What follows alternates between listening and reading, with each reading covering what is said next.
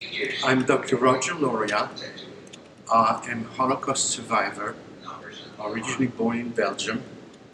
And from my family, from my father's family, I'm the only survivor. More than 60 people, at least, were all murdered by the Germans during the war. And I am the only one left from that family.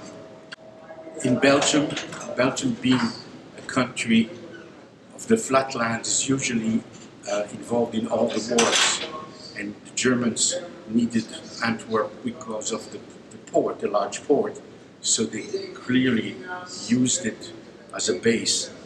And my father was born essentially in Poland and came to Belgium to learn the diamond trade from his uncle.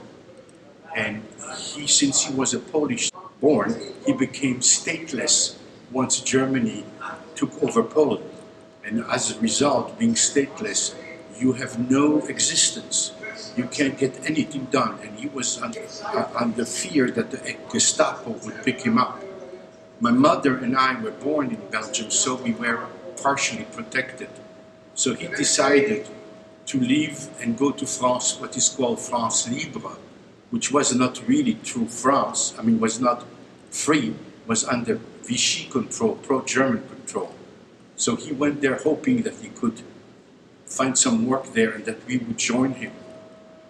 Once he got there, the Gestapo got him anyway, and he was shipped to Auschwitz, and we never saw him again. And that's when my mother and I, we did not know, obviously, we tried to find him, and that's how we went to France initially.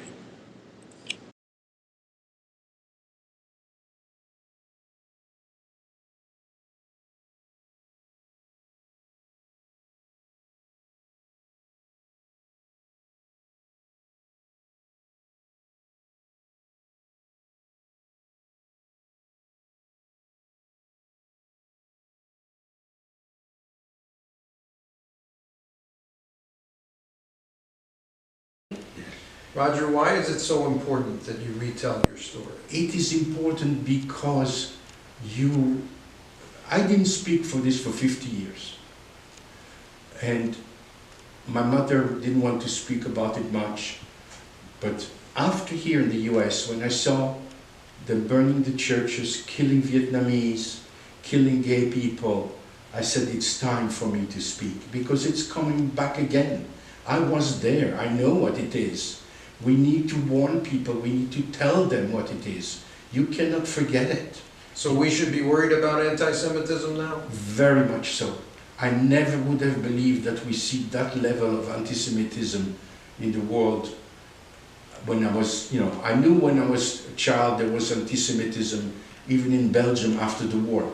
When we were repatriated to Antwerp, my mother asked for work and they were very specific. We do not give work to Jews here. They were telling it outright. She could not get work. And so clearly was anti-Semitism was blatant. And you need to not let them get away with it, okay? How can we fight the hate? We have to fight the hate because you're not born with hate. Hate is something that you learn, that you are told. And we need to make sure that we counteract it and explain and teach that hate is wrong and that you can be kind and you don't have to hate. And hate really hurts as much the people who express it just as the one they get it. It's, it eats them up in many ways. So, like revenge, it doesn't work. You hate yourself more than anything else. You always use the expression, we're like the canary in the coal mine. Yes. What does that mean?